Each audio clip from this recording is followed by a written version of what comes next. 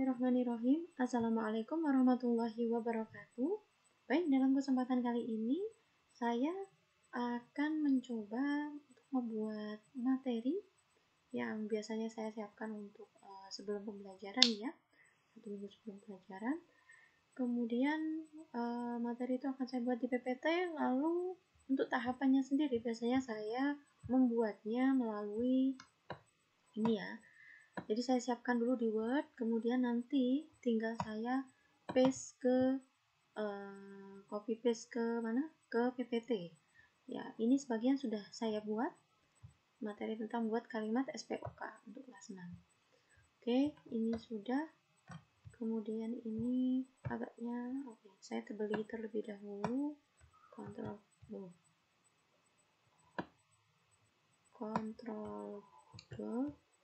Ctrl Shift, kemudian ini dan ini gambar pun juga saya ambil dari Mbah Google ya, sebagai nanti mereka untuk mendeskripsikan beberapa gambar di sini.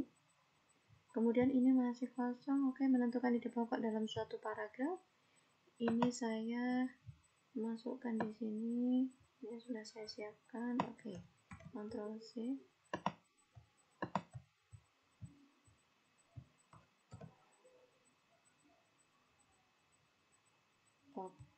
Ini oke, dan kemudian lanjut ke 6.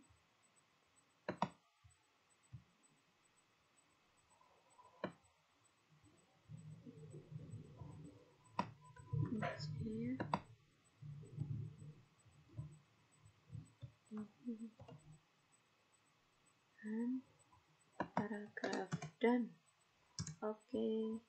Kemudian yang terakhir, biasanya ini saya kasih tugas siswa di terakhir ya. Jadi ada bentuk dari pembelajaran itu saya berikan timbal balik berupa tugas ya. Ini terus yang saya masukkan di sini.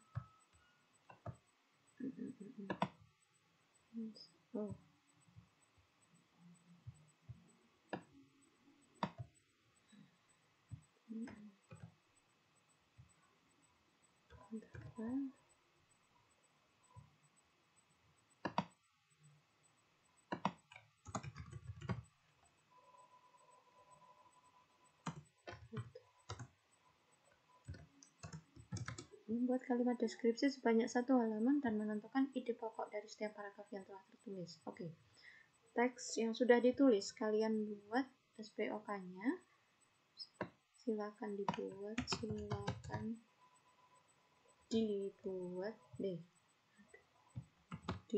SPOK-nya maksimal 3 nomor. Oke, sudah. Ctrl C.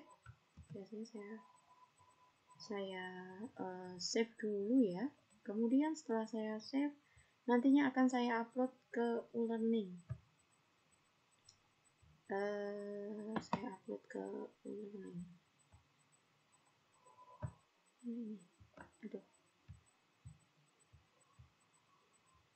Saya upload ke e-learning seperti biasa. Itu saya masukkan drive saya dulu.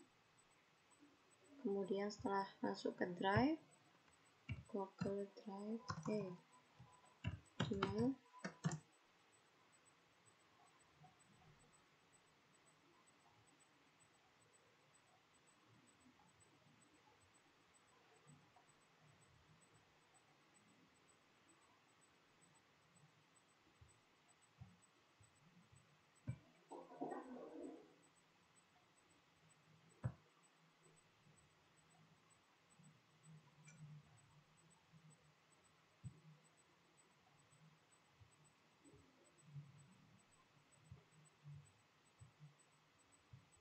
Oke, biasanya saya upload dulu ke drive saya. Kemudian di sini. Oke. Ini mana ya? Dokumen.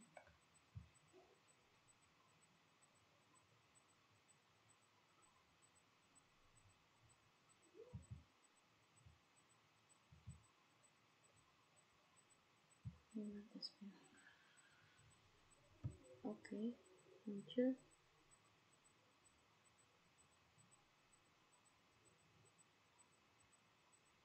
Kemudian ini saya share linknya ke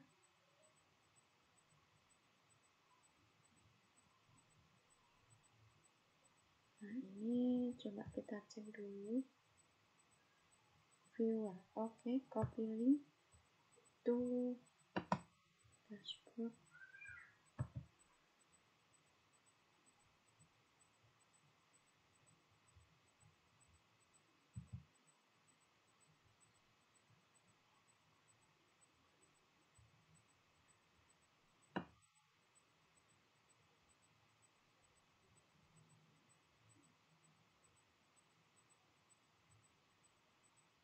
Saya kan di sini bahasa Indonesia kelas 6. Silakan terjemahan. Nah, enroll.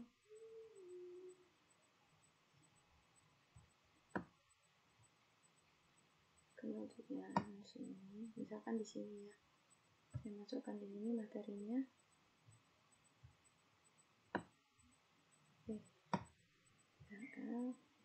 Add. Oke, sini. Oke. Materi. Oh, materi SPOK. Jadi anak-anak nanti tinggal bisa download ini, bisa dikasih keterangan langsung. Oke.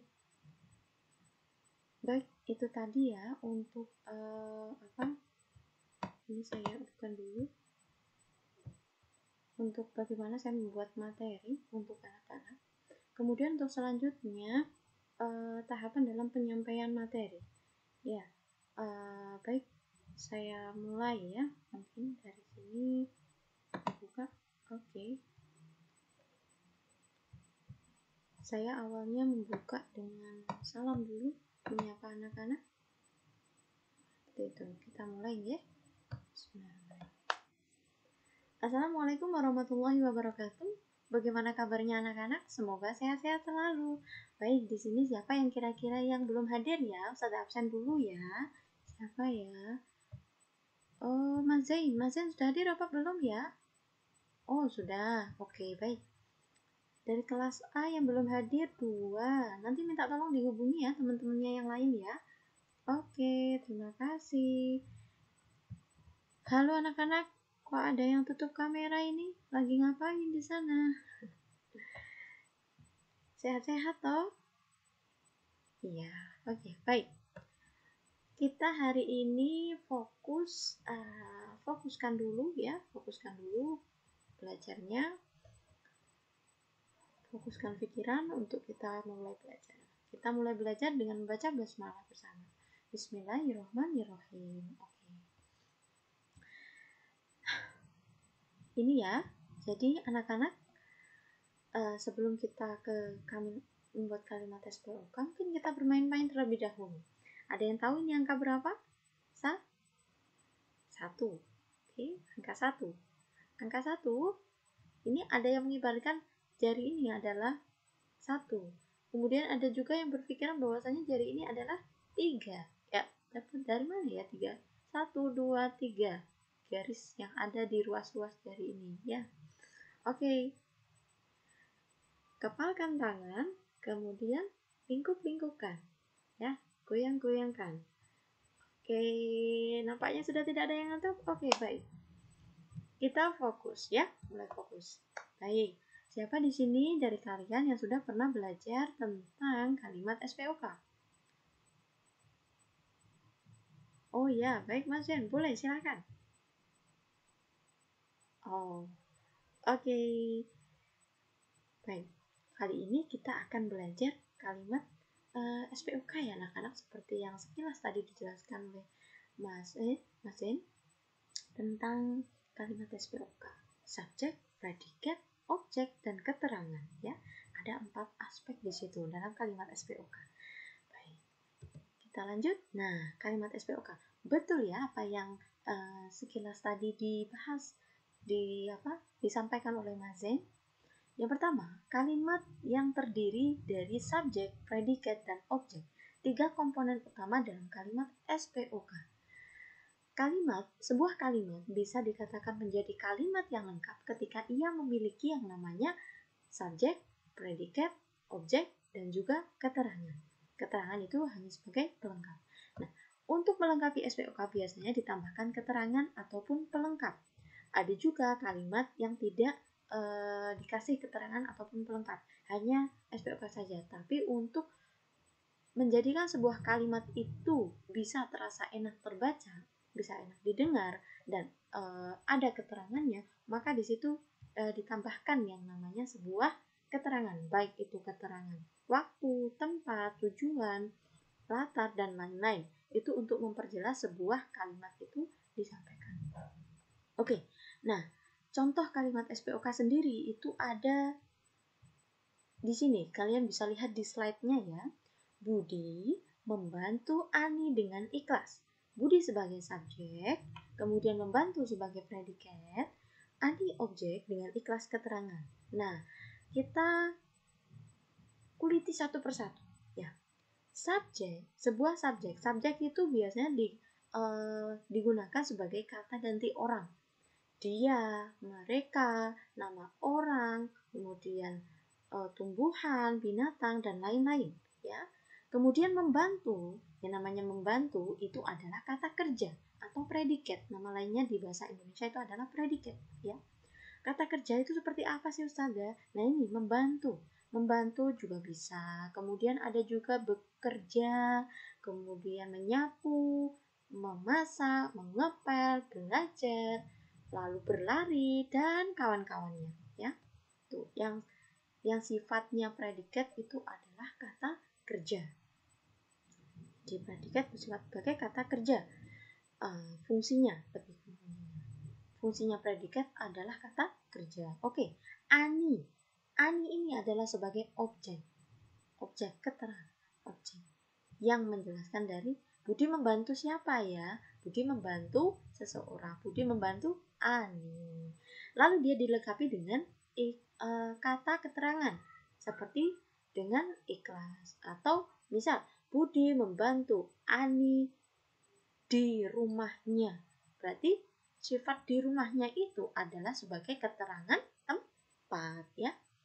Lalu kita menuju ke kalimat di sampingnya. Rumput di taman dibersihkan oleh Ani. Dia sebagai kalimat pasif. Dia juga bisa dikatakan menjadi kalimat yang terdiri dari SPOK. Kok bisa Ustazah? Bisa. Rumput di sini sebagai apa? Objek. Ya. Objek apa subjek? Kira-kira kalau dia kalimat pasif. Rumput di taman dibersihkan oleh Ani. Ini kalimatnya pasif. Nah, kalau kita ubah menjadi kalimat aktif, maka Ani membersihkan rumput di taman. Kalau kalimatnya aktif, Aninya ini akan menjadi subjek, ya, kalimat aktif. Kalau ini di kalimat pasif, maka rumputnya ini ada menjadi subjek. Seperti itu ya. Oke, baik. Kalau ini diubah menjadi kalimat pasif, bagaimana anak-anak? Ani dibantu oleh Budi. Oke, lanjut. Sampai sini ada pertanyaan? Paham ya? Insya Allah paham semua.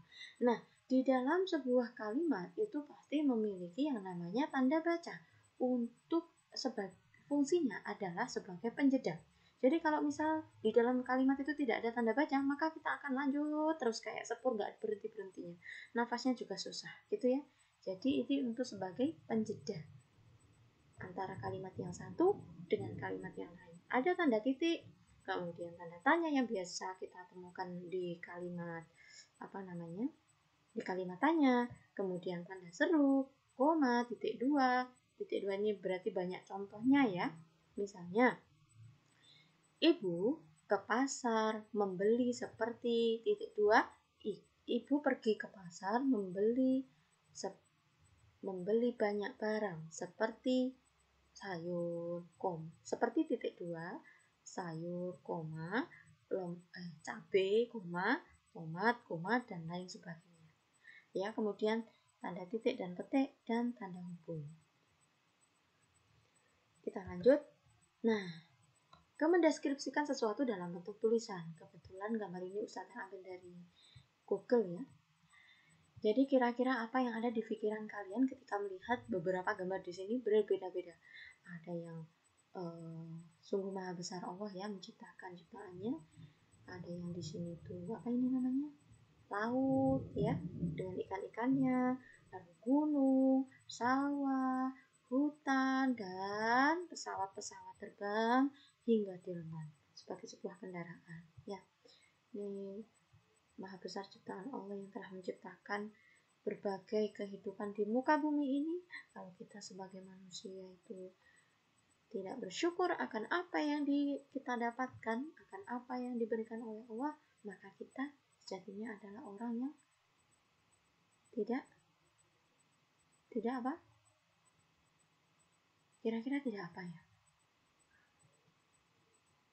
Tidak pandai dalam bersyukur. Kalau kita tidak bersyukur, maka Allah akan mengurangi nikmat kita, ya. Fabi ayyi ala rabbikuma tukadziban, ya. Oke, lanjut ke sini ya. Jadi anak-anak kira-kira apa yang ada di pikiran kalian ketika melihat sebuah gambar ini? Di sini laut. Nah, kita bisa deskripsikan dari gambar yang ada di sini. Pasti setiap anak berbeda-beda. Setiap orang berbeda-beda mikirnya, oh ini kehidupan bawah laut. Kehidupan di bawah laut merupakan salah satu kehidupan terindah di muka bumi bagi biota-biota laut dan makhluk hidup yang ada di dalamnya. Nah, di laut terdapat banyak terumbu karang, ikan, anemon, kemudian plankton, dan lain sebagainya. Adanya kehidupan laut menjadikan sebuah kehidupan di muka bumi menjadi seimbang, ya. Misalkan seperti itu. Nah, ini nanti kalian pada saat terakhir akan mendeskripsikan ini ya dalam bentuk beberapa kalimat dan paragraf. Oke, kita lanjut. Nah, kemudian menentukan ide pokok dalam sebuah paragraf. Ide pokok terdapat di kalimat utama dan setiap satu paragraf hanya ada satu ide pokok. Jadi kalau kita membaca sebuah paragraf atau beberapa paragraf di dalam sebuah cerita, pasti di setiap paragraf itu ada ide pokok yang ingin disampaikan oleh penulis kepada pembacanya. Yang pertama, contohnya di sini adalah bencana banjir lumpur akibat jebolnya tanggul Situgintung di Tangerang Selatan menimbulkan berbagai macam penyakit. Beberapa penyakit yang akan timbul sudah bencana adalah diare, tifus, leptospirosis, dan demam berdarah. Masalah kesehatan pada korban dan masyarakat ini kurang mohon maaf ya. Di sekitar lokasi-lokasi di sekitar ini kurang tanda hubung juga, mohon maaf saja agak terlalu cepat membuatnya. Lokasi-lokasi bencana harus segera diantisipasi. Beberapa penyakit itu muncul karena lingkungan kotor dan sumber air bersih yang tercemar lumpur. Nah, dari satu paragraf ini bisa kita identifikasi, bisa kita amati bahwasanya ide pokoknya adalah bencana banjir menyebabkan berbagai macam penyakit. Banjir menyebabkan berbagai macam penyakit ya, toh yang dibahas di sini ada banyak macam penyakit ya. Oke, itu lanjut. Mbak sini ada pertanyaan enggak ya? Atau malu-malu bertanya? Iya, jangan malu-malu, nanti sesat di jalan kalau malu-malu. Ini nanti bisa teks ke Ustazah ya kalau memang ada pertanyaan ya, kalau nggak berani menyampaikan di sini ya. Tapi kalau menyampaikan di sini akan lebih baik ya. Jadi selesai pemahamannya, nanti bisa melanjutkan pemahaman selanjutnya. Selanjutnya ada cara menentukan ide pokok. Yang pertama, kita harus menentukan kalimat utama dari setiap paragraf. Jadi setiap paragraf itu ada kalimat utama yang tersembunyi, yang tertulis di situ. Kita harus pandai menganalisanya dan mengamatinya, baru bisa kita tentukan. Lalu membaca dengan seksama, menyimpulkan sebuah paragraf. Contohnya ada di sini. Ya, Ustazah tuliskan, hujan deras selama 4 jam berturut-turut menyebabkan meluapnya air sungai di beberapa titik. Hal tersebut menyebabkan terjadinya banjir dan dapat menghambat aktivitas sehari-hari. Air yang meluap ini menyebabkan tergenangnya jalan-jalan di kampung sehingga mempersempit ruang gerak dari warga. Bahkan jalan protokol pun ikut tergenang dan semakin menghambat jalannya lalu lintas di Jakarta. Keadaan ini diperkirakan akan berlangsung dalam waktu 24 jam ke depan apabila tidak ada penanganan yang efektif dari Pemprov DKI Jakarta. Nah, ide pokoknya mana? Ide pokoknya yang ada yang Ustadzah bold ini. Menyebabkan terjadinya banjir dan dapat menghambat aktivitas sehari-hari. Jadi hujan deras salah satu faktor penyebab banjir. Ya dapat menyebabkan menghambat aktivitas sehari-hari ya. Oke.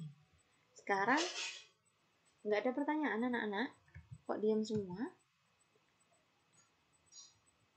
Baik, Ustazah lanjutkan. Nah ini teman-teman anak-anak nanti bisa dilihat ya di slide-nya ya.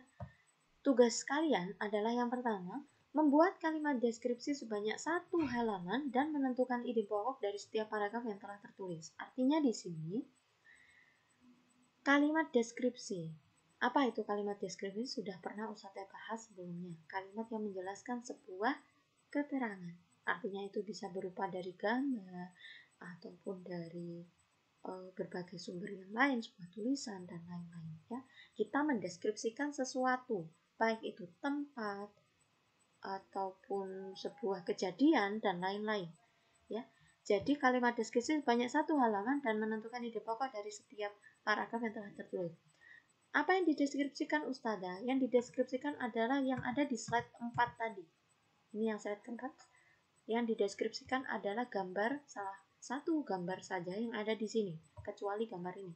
Jadi gambar ini tidak perlu kalian deskripsikan lagi, karena Ustazah tadi sudah sekilas menjelaskan atau mendeskripsikan dari gambar ini, ya.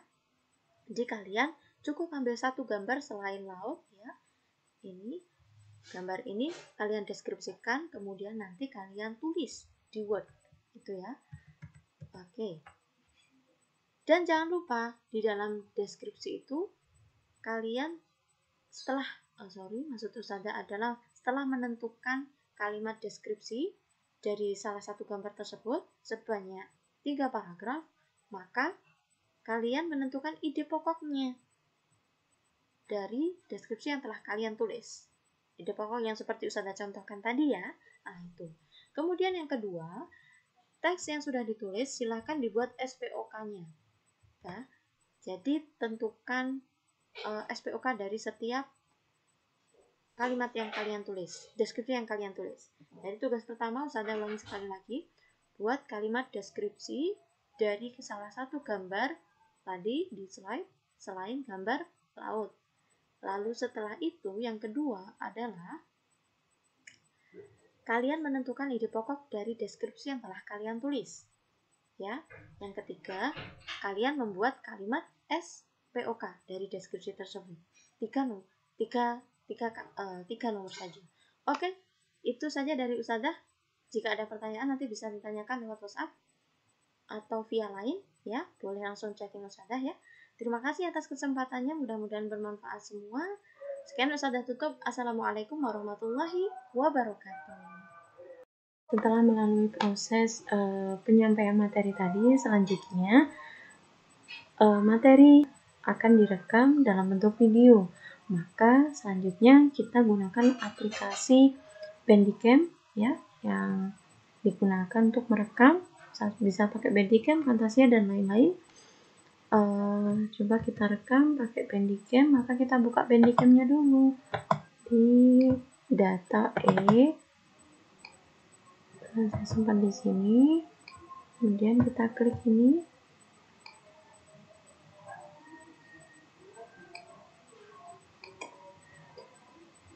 kita klik, atau yang tadi sudah muncul ya di sini ya, kita klik saja ya, tinggal kita atur di sini mau nanti ketika memulai bisa klik F12 ataukah pause hotkey. Di sini home-nya, screen-nya bisa kita atur seperti ini. Selanjutnya untuk generalnya ini untuk hasil video kita tersimpan ya, tersimpannya di data video. Oke, itu. Kemudian di sini kita bisa atur juga terkait dengan outputnya dan lain-lain ya.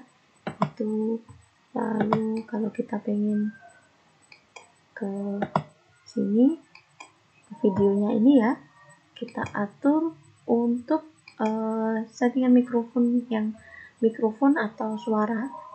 Nantinya merekam suara kita apakah terdengar dengan jelas ataukah enggak, ini bisa kita atur di sini. Ada pilihannya. Biasanya saya menggunakan mikrofon dua-duanya seperti itu. Klik OK. Nanti kalau sudah Pak di setting sini.